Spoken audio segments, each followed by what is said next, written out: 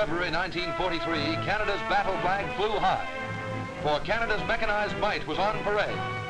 Canadian Corps and divisional commanders, scores of other senior officers, and United Kingdom representatives of the Canadian Department of Munitions and Supply were gathered to inspect it.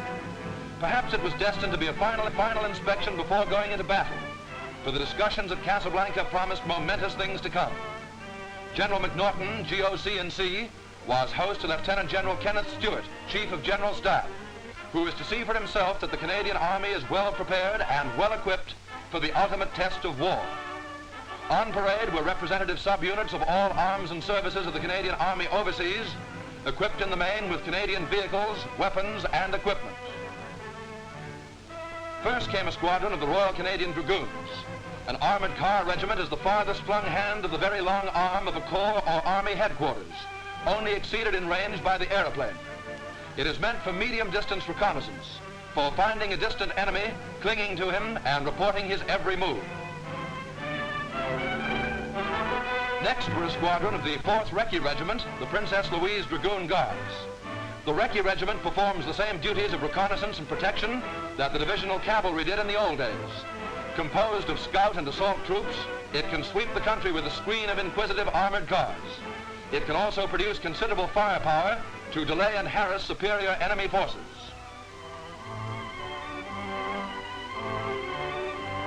A part of the big punch held by an armored division is the Armored Regiment, in this case the 2nd Armored Regiment, Lord Strathcona's Horse. In armored fighting, it's the excellence of weapons and machinery that counts.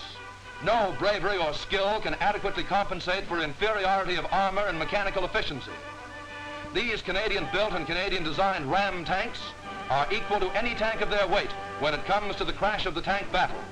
They are crewed by men who've had long months of intensive training.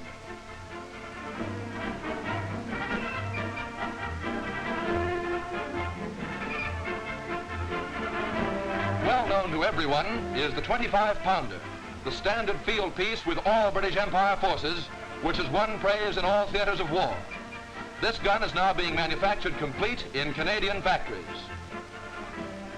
Also made in Canada are these 6-pounders of the 104th Anti-Tank Battery. These are quick-moving, hard-hitting tank destroyers capable of knocking out the toughest enemy armor.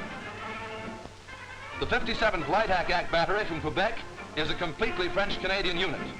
Its 40mm guns have a very high rate of fire and can be used with good effect against tanks. These guns, made in Canada, protect columns against low-flying aircraft and also look after vital installations such as bridges and railway stations.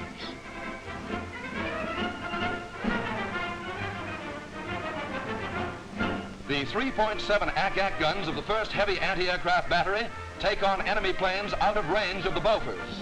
They are the mainstay of ground defense, being extremely effective in breaking up high-level bombing attacks. The 23rd Medium Battery is equipped with the new 5.5 guns, standard medium equipment in the Canadian Army.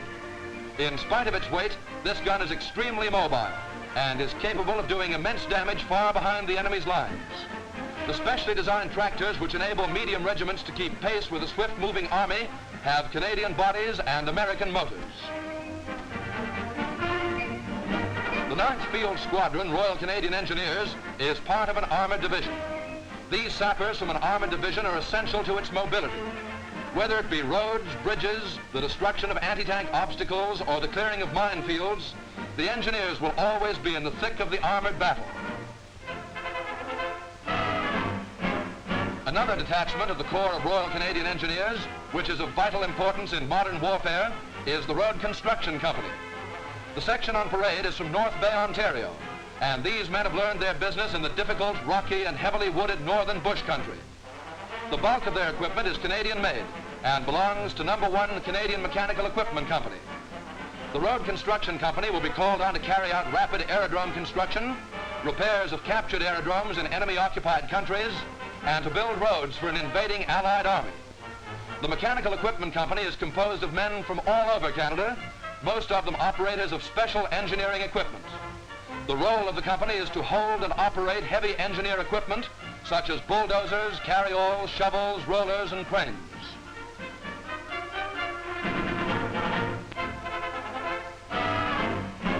The mobile lab section of No. 1 Canadian Chemical Warfare Laboratory is a small detachment, but one of vital importance. It consists of chemical and pathological laboratories which examine captured enemy chemical warfare substances and equipment and enables the RCAMC to diagnose unusual gas casualties.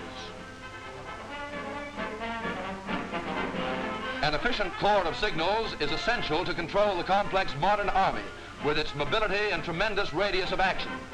This composite detachment includes a line section with its cable-laying vehicle and sections equipped with various types of Canadian-made wireless equipment. An infantry rifle company from the Highland Light Infantry is carried in troop-carrying vehicles of a General Transport Company, RCASC. A scout platoon of the Westminster Motor Regiment represents the motorized infantry of an armored division.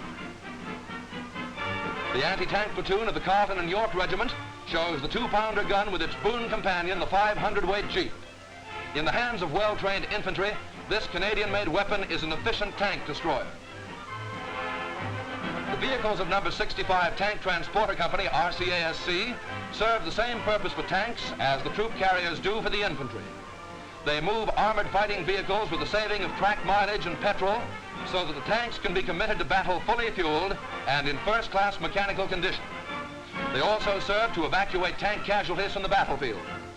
Cooperation between the Armored Corps and the Army Service Corps and skillful training and teamwork enable the transporters to be loaded and unloaded speedily without confusion. A detachment from No. 1 Canadian Mobile Laundry, RCOC, serves the dual purpose of washing underclothes, towels, and socks of the troops and decontaminating clothing and equipment which may be affected by blister gas. All its vehicles are made in Canada. The Army Troops Workshop, RCOC, undertakes second-line repairs to armament and vehicles. The 18th Field Ambulance, RCAMC, is capable of setting up an advanced dressing station which is concerned with the collection, classification, and early treatment of casualties. It operates in conjunction with the field dressing stations. The whole organization is flexible to meet the varying demands of battle and to ensure that casualties are speedily evacuated. The ambulances are of Canadian manufacture and are fully equipped for first aid. No. 1 Mobile Surgical Unit is one of the units organized for carrying out surgical operations in the field. It includes a special operating theater equipment lorry designed by the RCAMC, a British-made body on a Canadian chassis. The Canadian Provo Corps, represented by No. 2 Company, is responsible for discipline, provision of guards, traffic control, etc. The Light Aid Detachment RCOC represents the most forward echelon of repairs. Its duties are to assist unit personnel in maintenance of equipment and to supervise all repairs.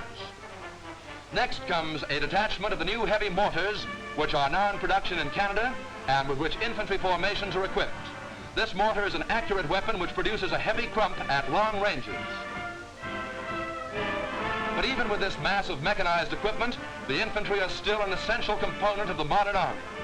So it is well, therefore, to finish a parade of this nature with the representative company of the Royal Canadian Regiment, Canada's senior infantry regiment. And so the big parade is over. The men and vehicles have rolled away to carry on with their training, to put the finishing touches on the hard-hitting machine, which is the Canadian Army. And Canada's war workers may well be proud of the part they have played in building this machine up to the peak of mechanized efficiency.